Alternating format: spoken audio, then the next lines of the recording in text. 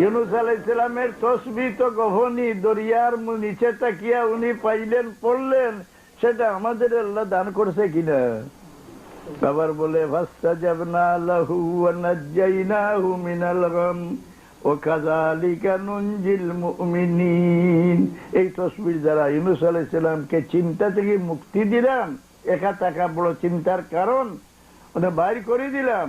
আর এইভাবে কিয়ামত পর্যন্ত উম্মতে মুহাম্মদীর মুমিনরা এই ওসিলা নিলে তাদের আমি বিপদ থেকে মুক্তি দান করতে থাকি। ও কাযালিকা নুনজিল মুমিনিন। তো খিজির আলাইহিস সালামের সঙ্গে সাক্ষাৎ হইল। উনি বললেন যে আপনাকে আল্লাহ যা ইলম দান করছে এগুলো আমাকে শিখাইবেন। বলে না, তুমি ধৈর্য রাখতে পারবে না। উনি কি বললেন যে হে মূসা, তোমাকে আল্লাহ এক ইলম দান করছে, আমাকে দান করছে না। আমাকে এক ইলম দান করছে যেটা তোমাকে দান করছে না, ইলমে বাতিন।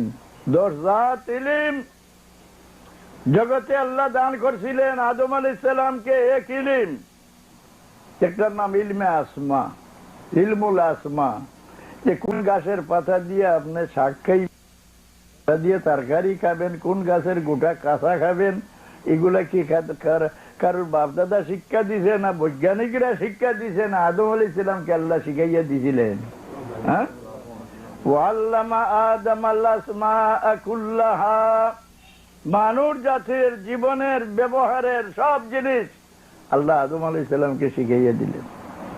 হ্যাঁ, দাউদ আলাইহিস সালামকে ইঞ্জিনিয়ারিং শিক্ষা দিয়া দিলেন, সুলাইমান আলাইহিস সালামকে পশুর বলি শিক্ষা দিয়া দিলেন। হ্যাঁ, খিজির আলাইহিস সালামকে ইলমে ফরাসত, ইলমে মুকাশেফাত, যাকে ইলমে বাতিন বলা হয়, ইলমে বাতিন শিক্ষা দিলেন। হ্যাঁ না, ইউসুফ আলাইহিস সালামকে তাবির, হাবের তাবির শিক্ষা দিলেন। ঈসা আলাইহিস সালামকে চিকিৎসা বিভাগ শিক্ষা দিলেন। এইভাবে 10 ইলম 10 জন নবীকে আল্লাহ দান করেছিলেন। 2 ইলম কোন নবীকে আল্লাহ দান করেন না। কিন্তু রাসূলুল্লাহকে 10 ইলম একত্র করে আল্লাহর হাবিব বলছেন বুখারী শরীফের হাদিস, উতিতু ইলমাল আউয়ালিন ওয়াল আখিরিন। একেবারে 10,000 ইলম মুহাম্মদুর রাসূলুল্লাহ সাল্লাল্লাহু আলাইহি সাল্লামকে আল্লাহ দান করে দিলেন। ইলমে বাতিন, ইলমে বাতিন কি বলে? ইলমে ফরাসত কোরআন শরীফে আছে, এটা অস্বীকার যে করে একে কোরআন শরীফ মানছে না। যেমন খিজির আলাইহিস সালাম মাটির নিচে, দেওয়ারের নিচে দুই এতিমের মাল গাড়িয়া রাখা, এটা খিজির আলাইহিস সালামে দেখলেন, মুসা আলাইহিস সালামে দেখলেন না। এর মধ্যে কোনো পার্থক্য আছে কিনা?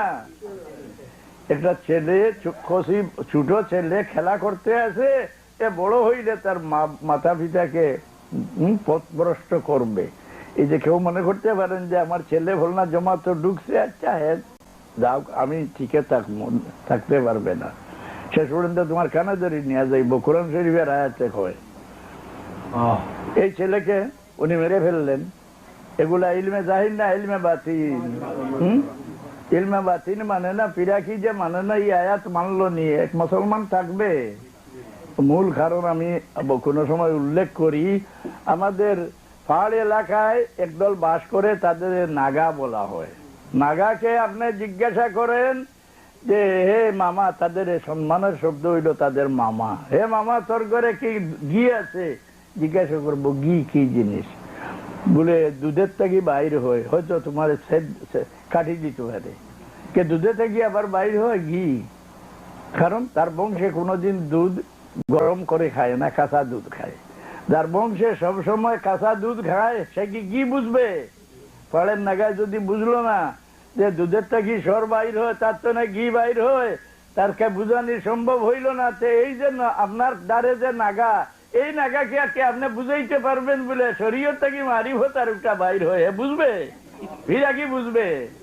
এগুলো নাগার বংশ। দুরূদ শরীফ পড়ুন সাল্লাল্লাহু আলাইহি ওয়াসাল্লাম।